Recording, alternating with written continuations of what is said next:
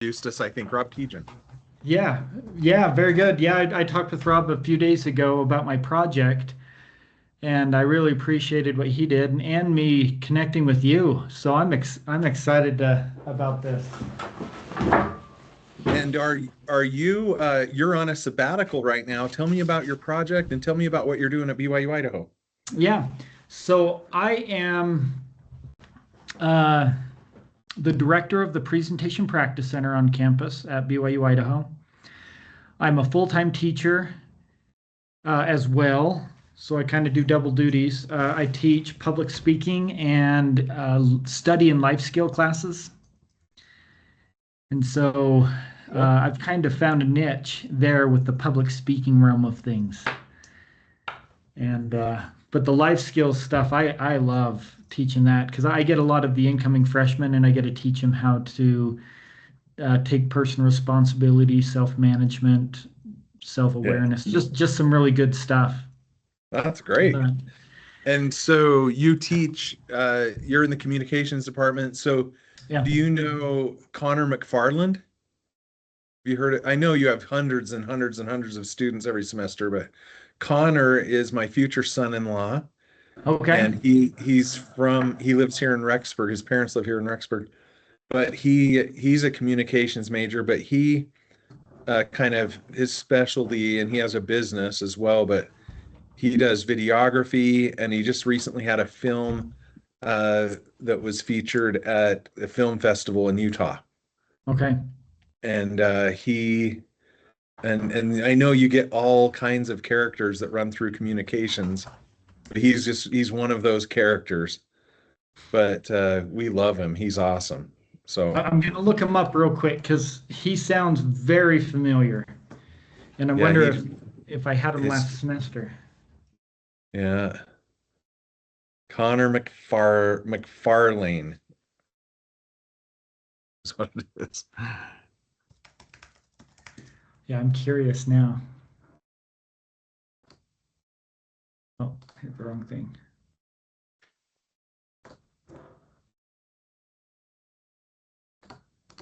It's McFarlane.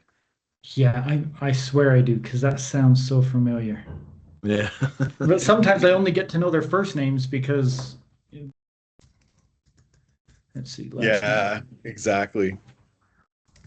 So what brought you to BYU Idaho? What did you do before you came to this life? Started this adventure?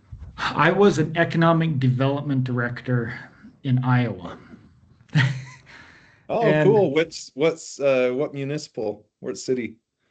it was Hayward in Iowa. So it's Okay. close to Sioux City, Oh, actually okay. kind of in between Sioux City and Sioux Falls. Yeah, cool. And it was a good experience. I have to admit, it was tough. Yeah. But it was during 2008 when we kind of had that downturn in the Oh, economy and stuff. yeah, that was an So, interesting time. but then Yeah. then I started working here in 2010. Okay, And cool. so, yep. Wow. And realistically, this is my dream job. I love everything about it, working with kids. Um, I'm looking at Connor's face, and I've seen him around, and I've worked with him, but Yeah, I good. ne'er did teach him. Yep, But he hasn't had you yet. Okay. no, in Yeah. fact, I think he's one of them that talked to me about taking my class this semester. But I was like, I'm Oh, not teaching it this semester. I'm doing my sabbatical. So he's taking the class that I usually teach right now.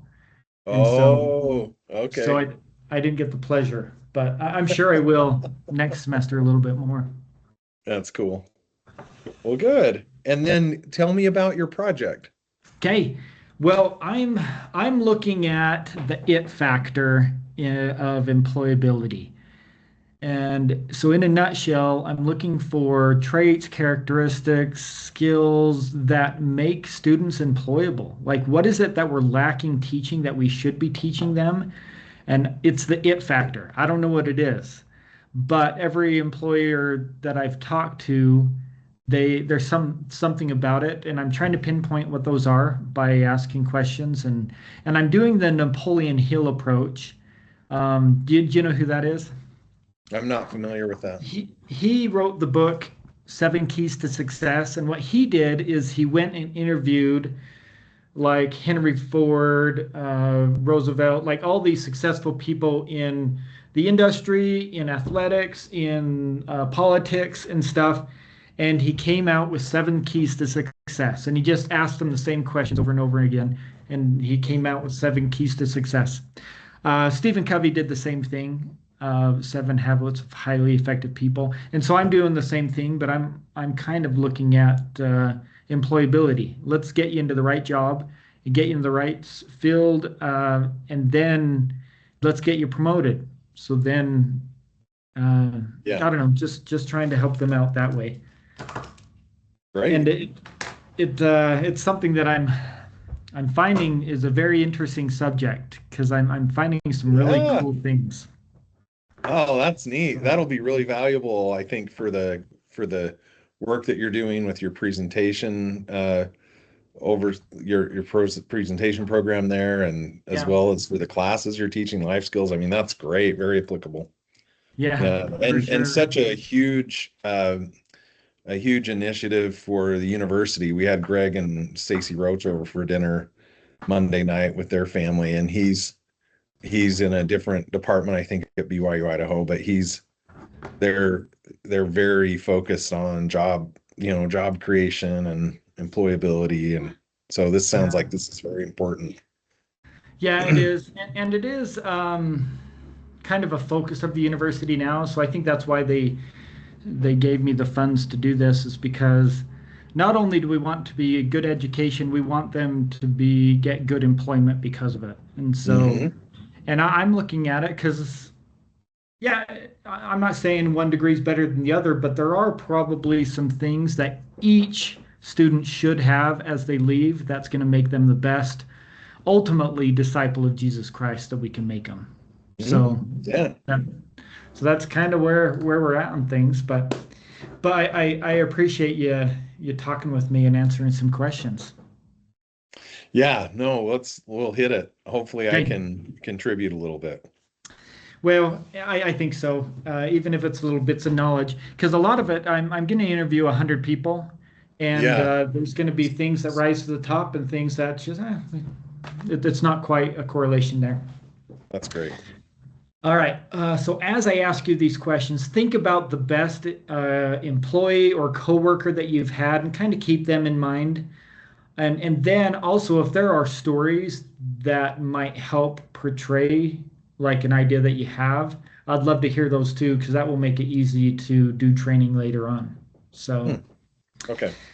I have 4 stages that I want to talk about. There's the finding stage, trying to find the right people to get on the bus. There's the interviewing stage, making sure that the right people, the trial stage, and then the promotional stage, like you want to keep them on the bus. Yeah. And so I've got about 2 questions per each one of those. And so let's jump into it. Does that sound okay? Great. Yeah. All right. When you think of the best people in your company that you've hired, how were they first discovered and noticed? Yeah. So when you say discovered, at the point that they were known to be considered as an applicant, or recognized for performance internally within the company?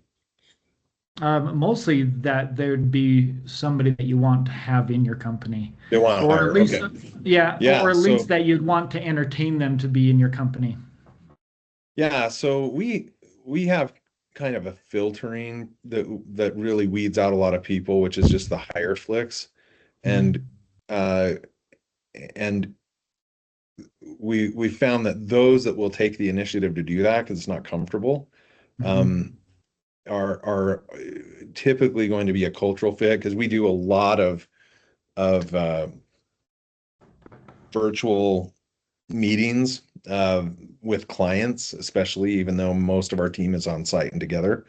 So that's important for us. But referrals from other great employees is the most valued resource to identify great people, but also applicants that make it through our process, we found can also be a good fit. So we have in a requisition some criteria that we look for, and as long as they meet the essential criteria, and then the optional criteria, some of that, then they pass, or go through the interview process. Then that's how we find great people. So we feel like it's a little bit of a hack to get referrals of people that have worked directly with someone before. But we can also find some of our best people have been found just by someone applying to an ad on LinkedIn or Indeed. Okay. Well, those that have applied then, because I think it's across the board that networking and word of mouth is probably the best. But when you're sorting through the applications or Indeed or anything like that, what makes one person rise to the top before the interview process even happened? Yeah, so one of the vetting things that we do is we look at their LinkedIn profile, and we look for uh, just coherency, just like checking the basic boxes of um, you know, professional profile, all the Mhm. things that you would think about in a professional profile. We look for relevant experience for the role, and then uh, we look for the communication during the application process. How easy they are, and how good they are at follow up and communication. Oh, good. Well, when it comes to the interview itself, it makes me curious about that. What makes someone stand out during the initial like interview process beyond just the resume and their application process? Yeah, so we want to see that there's uh, some eagerness, some curiosity, and authenticity. I think those are some of the traits. One of our core values at Hero Hub is curiosity, and so it's actually a real positive thing uh, for us to see their um, intent or interest level, but also their, if they have that attribute of curiosity. So in other words, we didn't even need to ask them usually if they had any questions, right? Because Mhm. there's a natural conversation that happens. And it's important with how highly collaborative our teams are, whether it's sales or a production role.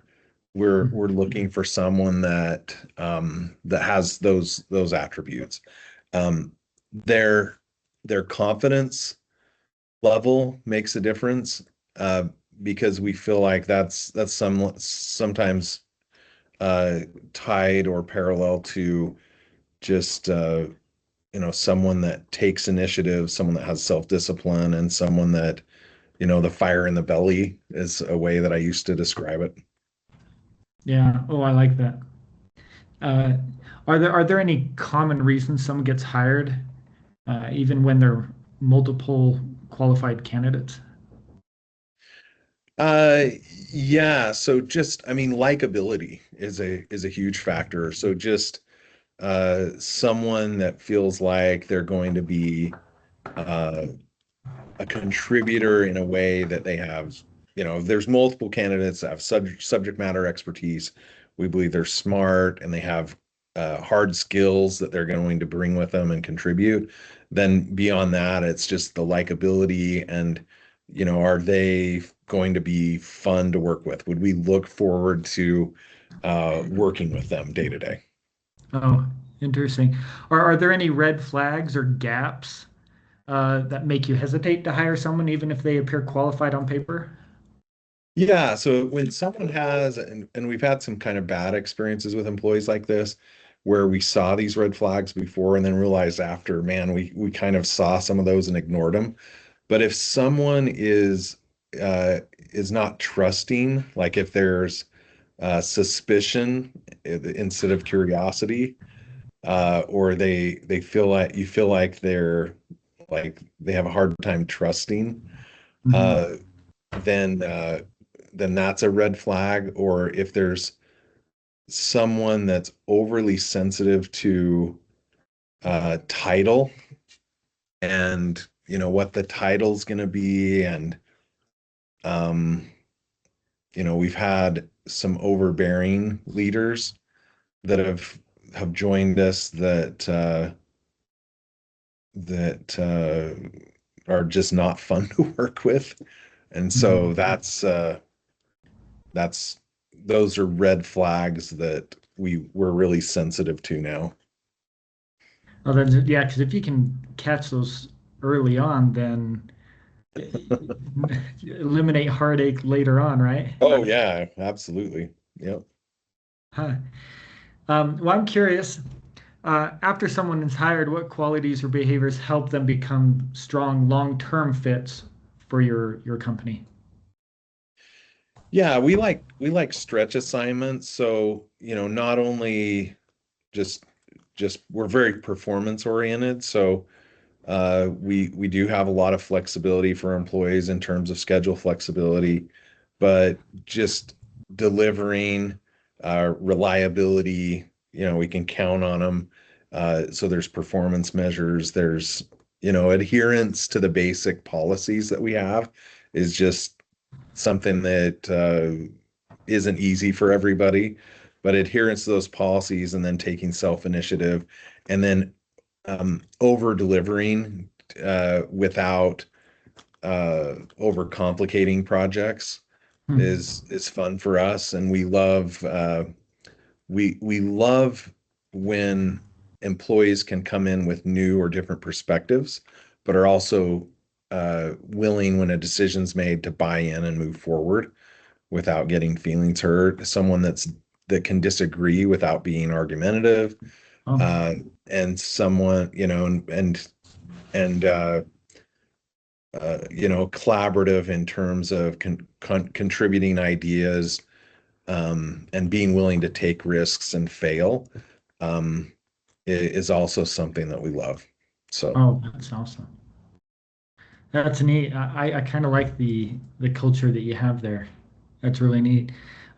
When it yeah, fail comes fast is one of our big, uh, defining attributes or core values is to fail fast. feel fast, move on type thing. Yeah. So what we do, we're a tech company, and so and we are also fast growing, and so we have a really agile environment where it's fast paced, and we uh, try a lot of different things, try a lot of different products. And so in that iterative process, we celebrate, and really encourage employees to try different things Hmm. and be okay with moving on from it if something doesn't work.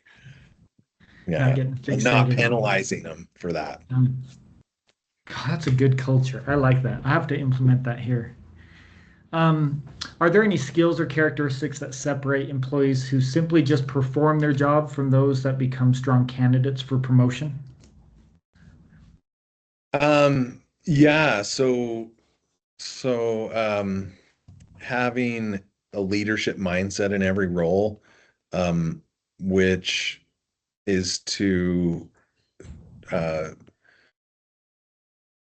go above and beyond in supporting initiatives, being a team player for deliverables that may or may not directly include them, is important, without, of course, overreach or scope creep. But that's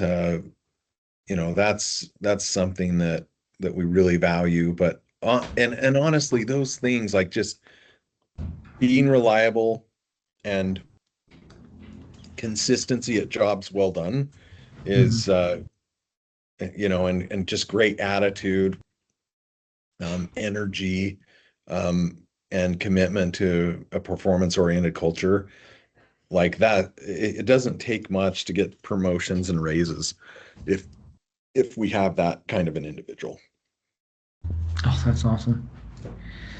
Well, when it comes to like, all right, now they're hired, they're ready to go. After someone is hired, what qualities or behaviors help them become strong, long-term fits for the workforce? And I'm talking long-term, like uh, somebody that you want to keep on the bus. Yeah, so just their ability to be teachable. So, we want lifelong learners.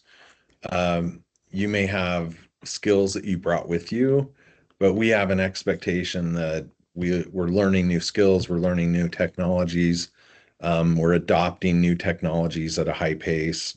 Um, AI adoption and implementation is a really important part of really every role now.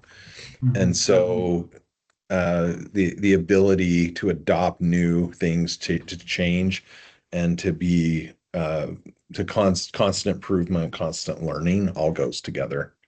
So that kind of commitment to um, constant change, constant improvement, and developing new skills is crucial in our environment. Are there any qualities, behaviors, or skills that prevent people from being promoted even when they technically are good at their jobs? Yeah, uh, so just stinking thinking, just a negative mindset is really uh, damaging. So even though it might be someone that's really good at their job, not being open about concerns, and then uh, kind of being the cause of kind of internal cancer by uh, by appearing to be supportive in a public situation and then working against an initiative or change, or not being willing to adapt or change is something that people really, they're not a great fit if we identify that long term. I love that you use the term stinking thinking because I teach that in my class. Oh, really? Yeah. That's great. Awesome. Yeah. So I might have to highlight that in my findings right there. Yeah, I just did a training in Quebec for a commercial sales team for North America. So it was about 40 business development professionals that work with dealerships, Mhm. and they work with dealership owners.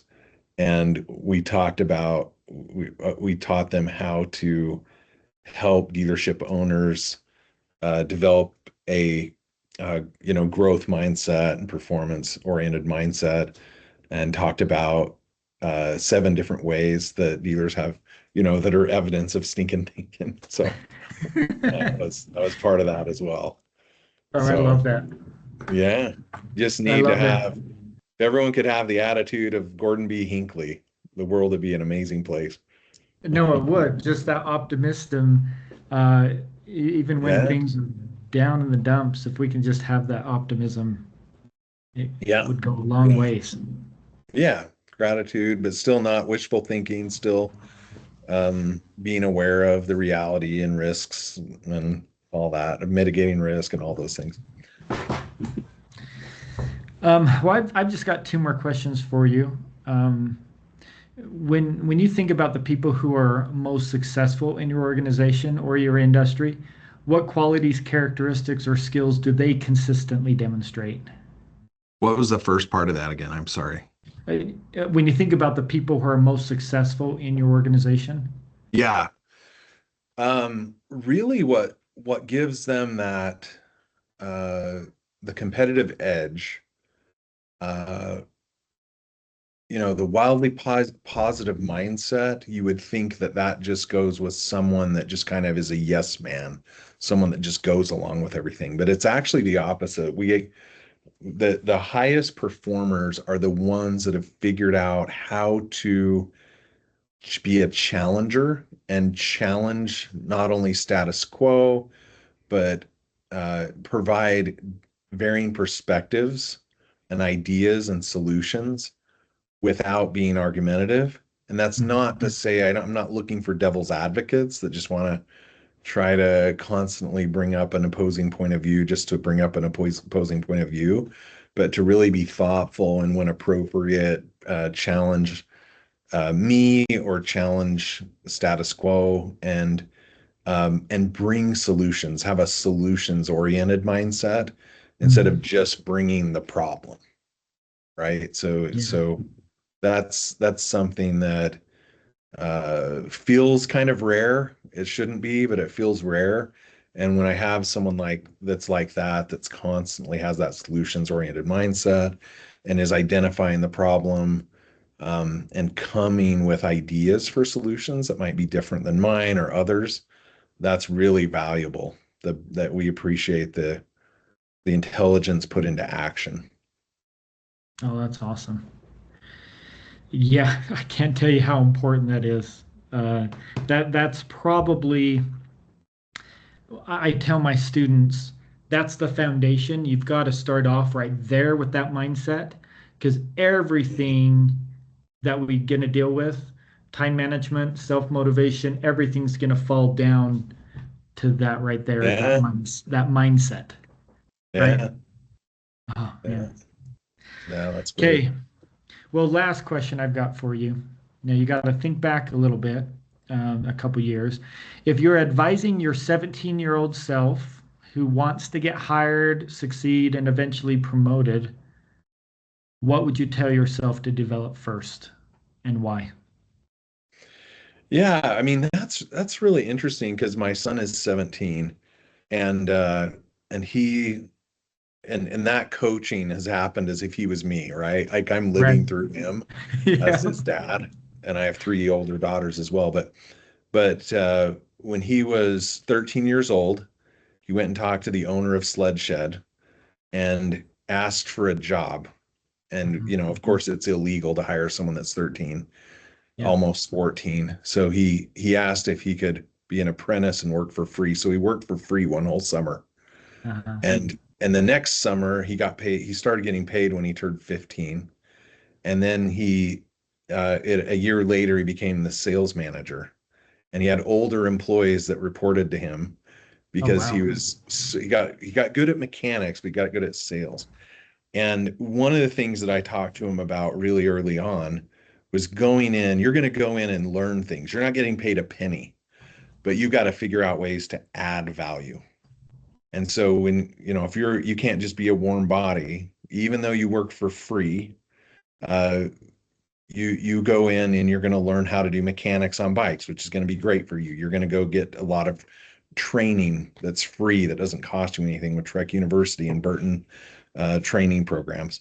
But how can you add value? And so he was the one, if you go in and he's there on a shift, he's the one that's greeting customers as soon as they come in, making sure they feel comfortable but not pressured, and Mhm. then learning to the extent that he just helps to educate, make it easy for them to buy from him.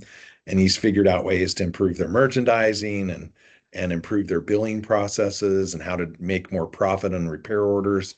So constantly looking at what are this business's greatest problems to solve that would deliver tremendous value to the organization and to their customers if I could Mhm. contribute in meaningful ways. And so just figuring out how to add value um, to an organization. I recently had to let an employee go, and she had worked for me for about a year and a half, and is just very struggled, was low performing, and after trying about four different roles to see if we could find something that was a fit, she had to be off the bus, and that's the hardest thing to do is let someone go. But we knew that there's things that are good about her and there's ways that she can add value. But I just met with her and said, I'm going to help you get a job. I'm going to pay you for the next couple of weeks to find a job, and I'm going to make any introductions I can. So we found out that her dream was kind of to do wedding planning. And so I Mhm. got her in touch with JC Weber. I got her in Yeah. touch with the owner of a new wedding venue and she set up interviews, and I coached her on, what she could do to add value. because you got to go in and add value to these organizations in a way that you maybe didn't feel like you were able to do as much here. So I fired her, and then I helped her get a job, and she's a great contributor to a wedding venue here now.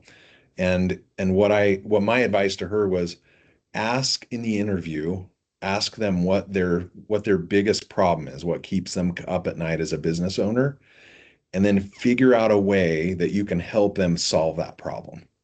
Oh, Right. And if you can do that, they'll you'll always be valued. They'll need you, and then be dedicated to pursuing relentlessly what their biggest problems are and being the one that solves those. yeah. That's huge right there. Adding value is so important.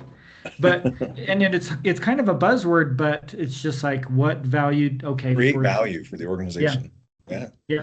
Yeah. So they're making an investment in you. So if they're paying you 50,000 a year or 500,000 a year, what are you doing to add value, which means that investment could be fivefold or tenfold your fully burdened at rate as an employee. And you can just add 30 to 40% of whatever your gross pay is. And that's your fully burdened rate. There should be a multiple in terms of value that you add to that organization. Yeah. So, yeah. Oh, that's neat. Well, I appreciate the time that Yeah, it you was fun to meet you. Yeah, this is valuable for me. Like I said, I want to interview 100 people eventually, and you're number 12. Oh, congratulations! Good. You're at the beginning. Well, I'm going to run to another meeting. If you want, I can email you these Firefly notes. I realized I was taking Firefly notes. Would you like those, or do you have some? Yeah, I'd love that. Any data I can get. And then Okay. Can I reach out to you and maybe get a couple referrals if you know of somebody else I could talk to? Yes, I'll think about that and share it with you. Okay. Okay. Yeah, I'll just email you. Okay. Okay. Thanks, Jared. I appreciate Have it. a good day. Bye-bye.